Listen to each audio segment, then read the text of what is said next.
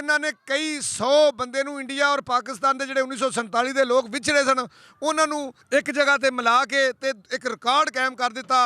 मेरे बहुत ज़्यादा दोस्त इंडिया चों बल्कि पूरी दुनिया चो आए जिहड़े इन्हां ने मिलाए। इत्थों दे जिहड़े भैन पाकिस्तान है ते भरा इंडिया दे पंजाब जलंधर दे विच उत्थों उन्होंने बुलाया, उधरों इनू बुलाया। जिहड़े अज तो 75-76 वरे पहलू लोग विछड़े सन उन्होंने एक प्लेटफार्म से इकट्ठिया करके एक जगह पर मिला के तो उन्होंने फिर जफ्फियां मरन तो पहलू करातियां।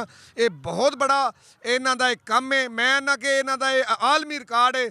और सब तो वधिया गल है कि ढिल्लू साहब अच्छे वर्कर ने, जट पुत्र ने, और सब तो वधिया गल है कि बहुत अच्छे इंसान ने। मेरे पिछले तकरीबन 10 साल तो इन्हां नाल रिलेशन, बहुत मिठा बोलन वाली शख्सियत जनाब ढिल्लू साहब। पंजाबी कल्चर, पंजाबी सभ्याचार, ये साड़ी धरती दे नाल जुड़ियां हुई चंद गल्लां तुसीं सुनाओगे जनाब? बहुत शुक्रिया रहमानी साहब।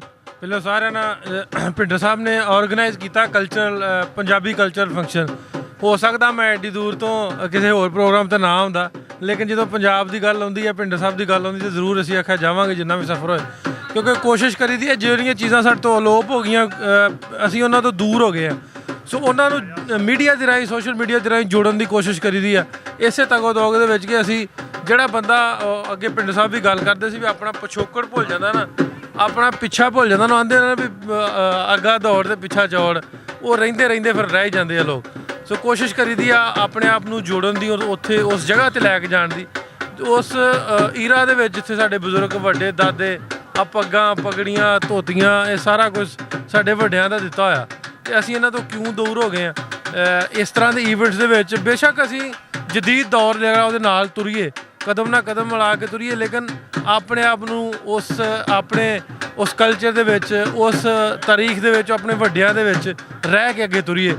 पंजाबी जुबान नूं लैके तुरीए, उहदी प्रमोशन लई जिस तरह तुसीं करदे हो असीं भी काम करदे रहीदा कि ये साडे बच्चिआं नूं जिहड़ा वा तालीम जिहड़ी पंजाबी दित्ती जावे। सो ये सारियां कोशिशां तुहाडे वर्गे भरावां दे नाल जुड़ के करदे रहीदा। ते अज इत्थे आउण दा भी मकसद ये भी, जदों इन्हां दस्सिया कि असीं पंजाब दा कल्चरल ईवेंट करवा रहे हैं, क्योंकि असीं मुख्तलिफ शहरां 'च जाईदा इस तरह दी ईवेंट करन वास्ते, ते ये सानूं कीता कराया लभ गया। ते इत्थे आके सानूं अज बैठे हैं जट्टां दे डेरे, डेरा बहुत खूबसूरत बनाया और सानूं रोशनास कराउंदा उन्हां चीज़ां दे नाल, जोड़दा जिहड़ियां असीं निक्के हुंदे किते वेखदे सन। तो बहुत शुक्रिया तुहाडा भी रहमानी साहब, मुहब्बत तुहाडी। हाँ जी नाज़रीन, तुसां ढिल्लू साहब के ख्यालात सुने। यकीन करो कि वो शख्सियत ने जिन्हों ने वाकई पंजाबी सभ्याचार नाल प्यार किया और जट्टां ने तो खड़ा कर दिता कि उन्हें पंजाब दे एक सब तो मुनफरिद डेरा बनाता, जिहड़ा अज तो 50 वरे पहलू इन्हां दे वड्डे दादके दादियां परदादियां चरदादियां ने इस तरह के डेरे बनाने।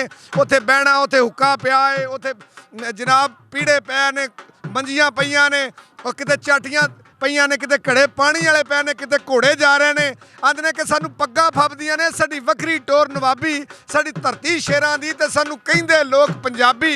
असीं पंजाबी हाँ, साडी बड़ी सकाफत पुरानी 5000 साल तो भी पुरानी साडी सकाफत है और पुरानियां कल्चरां दे नाल असीं मिलने आ।